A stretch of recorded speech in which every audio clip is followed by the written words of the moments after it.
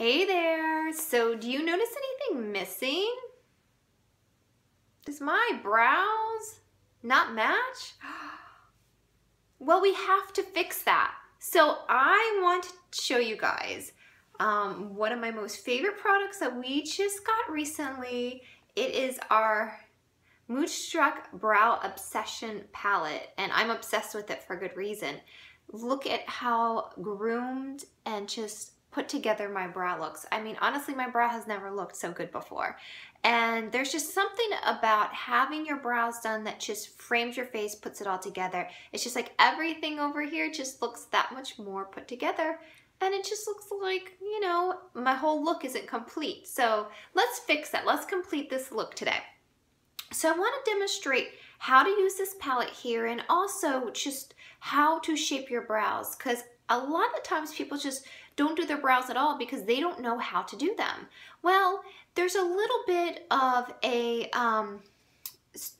strategy on how you're going to do your brows. So I'm going to show you that and to streamline it and make it all come together and make sense. So these brow palettes are part of our new spring collection, and they come with a whole bunch of stuff inside.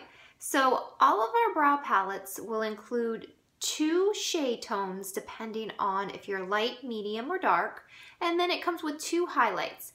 In every brow palette, the 2 highlights and the setting wax will stay the same. So these 3 right here will all look identical. It's the 2 colors up here that will change depending on if you are light or blonde, medium or brunette, or dark, which would be your dark brunettes to the black hair.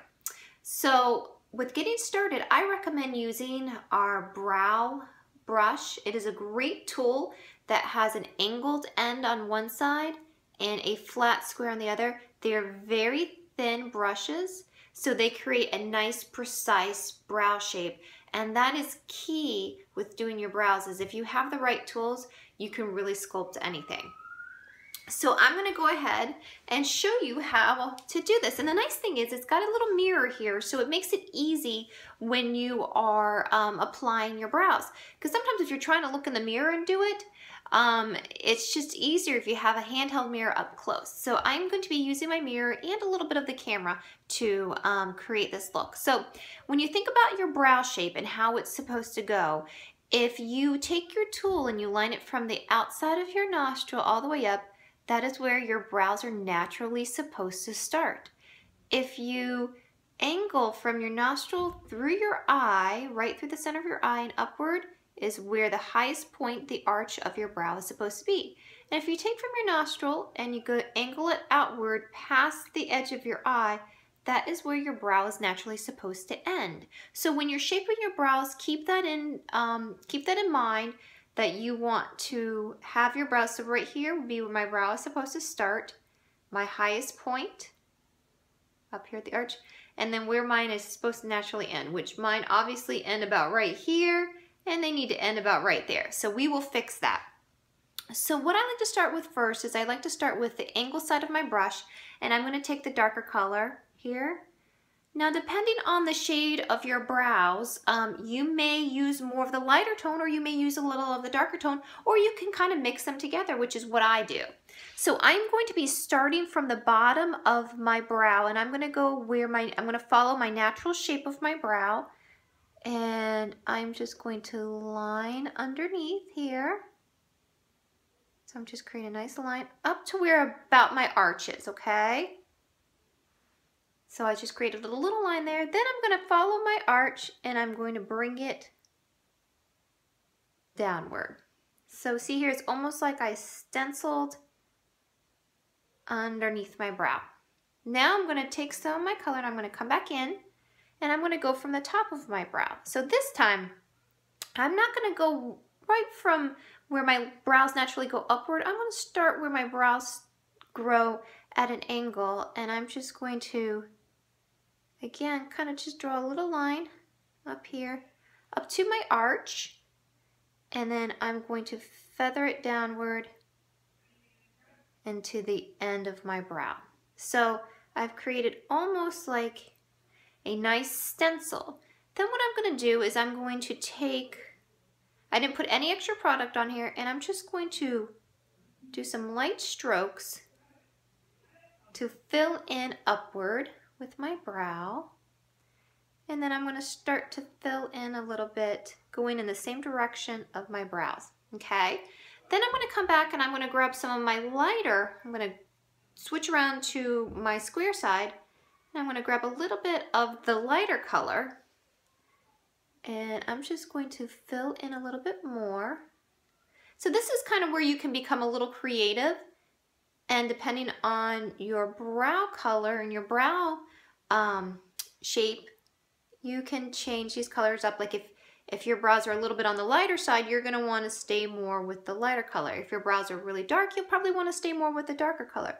And so I'm just taking my flat end and I'm just filling it in. And I'm not dragging, I'm just taking the product and I am almost kind of patting in to fill in my brow. See how quickly that just took shape?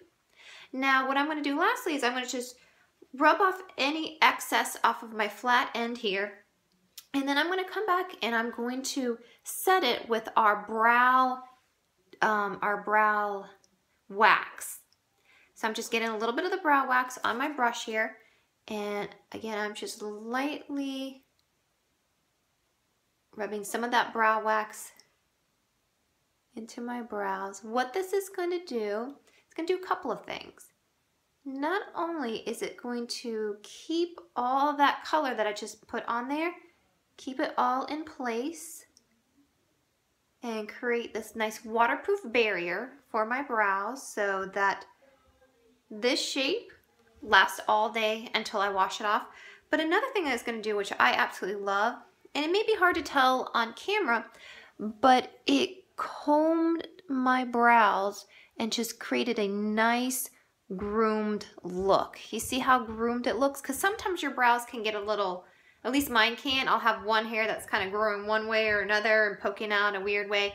It keeps them all nice and aligned so they just look very professional and it just looks like a nice set of brows. So lastly, what you can do is you can take these highlights and you can apply it under your brow right here just with your finger. You can apply a little bit there just to warm up right underneath. Now if you have darker skin tone, you may want to go with the pink. If you're lighter skin tone like me, you can go with the lighter. There's really no right or wrong. Some people prefer this one, some people prefer that one, and it's really up to you. But that is the brow palette right here. I absolutely love it. I use it along with this tool here. It makes it so easy.